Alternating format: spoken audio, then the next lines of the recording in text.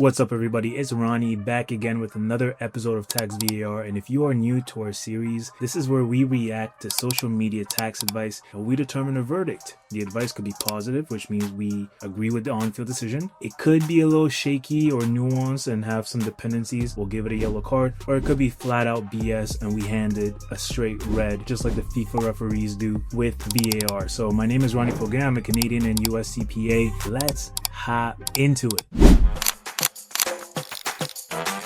In Canada, no matter how you make your money, be it through salary, through business, through investing, the CRA will want their share of it. You cannot escape taxes. But yes, you can minimize it, you can defer it, and you can shift the burden of taxes somewhere else. So broadly, here are the 5 power options that we have. First, form a corporation.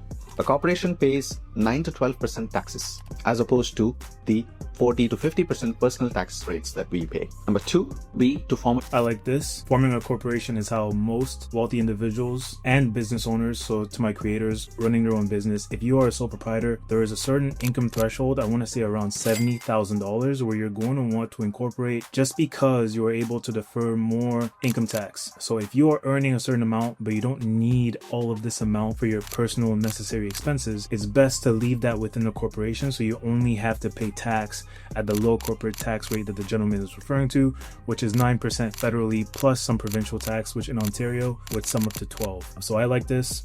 So far so good. Let's keep going. To form a trust. You transfer your assets into your trust and it is creditor protected, and you can split your income with your family members. So you end up paying overall a lower tax amount. For most people, for most individuals, the trust is the final boss. That's why I'm always kind of like, I don't want to just like stamp this, because in terms of reducing taxes, a trust isn't going to do much for you in terms of the income you're earning while you're alive. You should only consider trusts when you've built a considerable amount of wealth and you are thinking about passing it on to the next generation. Like, trusts are for estate planning, not necessarily income tax planning while you're alive, right? They can save you taxes in a general sense, but their main utility is, as he's saying, which is correct, creditor proofing your wealth, right? Like making sure that creditors can't access it. One of the biggest creditors when it comes to estate and wealth is going to be the government through probate. So you're actually reducing and avoiding probate by setting up a trust. But again, probate occurs when you pass away. So I put trusts and life insurance in those categories. If you're saying, hey, here's how you reduce your taxes in the present, like from the income that you're earning from your business or from your salary, like those two are irrelevant. Like life insurance is irrelevant and trusts are irrelevant. Are they useful? Yes, but for the context of his video, I would have probably done without the trust, but let's keep going. Number 3 would be opening up a registered account like RSP, where you get a tax refund and you pay lesser taxes. In addition to that, your money grows tax-free till you withdraw.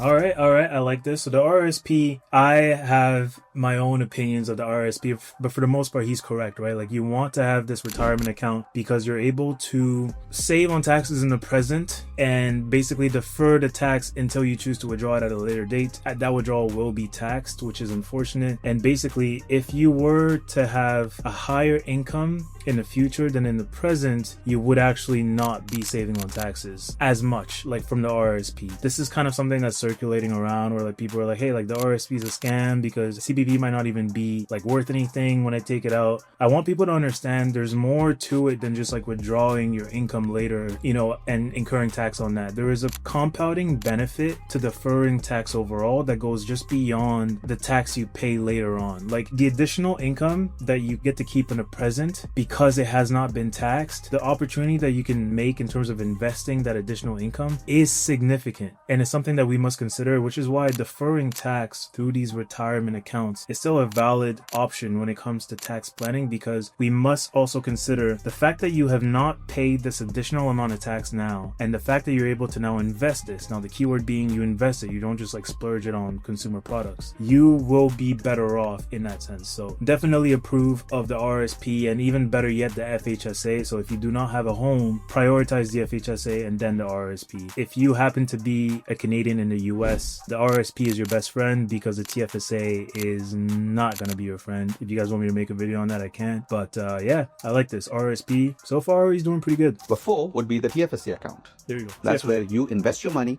and you don't pay taxes ever again on whatever is invested in the TFSA.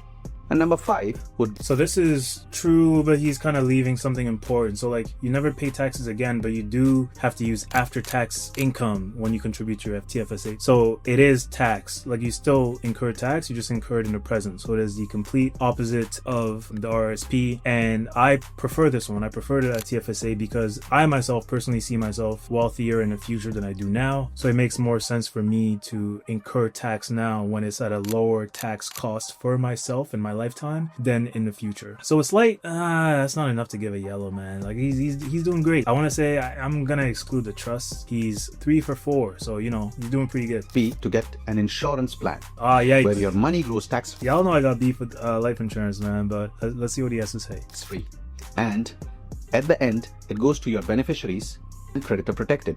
The rich don't just make money, they also know how to. This is how you preach about life insurance. Notice how he didn't say too much about, like your tax benefits while you're alive. And he said, hey, you're creditor proofing your assets and it grows tax free, which is true. You know what I'm saying? Like it depends on how you word it, but he's wording it correctly. Like I guess the investments, like the assets that are growing within your life insurance policy, like your whole life insurance, they do grow tax deferred because you're not incurring tax on what's sitting inside your cash value. That's true. See how I'm kind of just like, it's technicalities because you will get taxed in certain scenarios with your life insurance policy, right? Like it's not just like a blanket statement. There are some technicalities there, but the way that he is phrasing it is correct. Life insurance policies, cash values grow in a tax deferred manner, and the insurance payout to the beneficiaries is tax free, whether it's to you personally or through a corporation through the capital dividend account. So just because of the way that he has approached the life insurance advice, as not to sell it, but just the general sense of it, which is more so for creditor proofing and for generational wealth and you know passing on assets and estate planning, that's 4 out of 5. I'll give him that one. So yo, kudos, good job on this one. Let's see, there's a few more seconds, so let's see what he got to say. To protect it and keep it. You can copy their strategy too. If you want help on these strategies, DM me, plan, and I'll help you set it up. All right, my brother. Yeah, 4 for 5. The VAR verdict on this one. We agree with the on-field decision. I think he's very transparent in what he's saying and very informative as well. So shout out to you, Bijesh. I hope I said that right. And yeah, if you guys are enjoying this series, tax VAR, leave a like, comment down below, tag me in some videos that you would like for me to feature on the series. And if we're meeting for the first time, my name is Ronnie Fogan. I'm a Canadian and US CPA, and my purpose is to generate tax savings and make tax optional for creator businesses in Canada and the United States. It has been a pleasure. Until next time.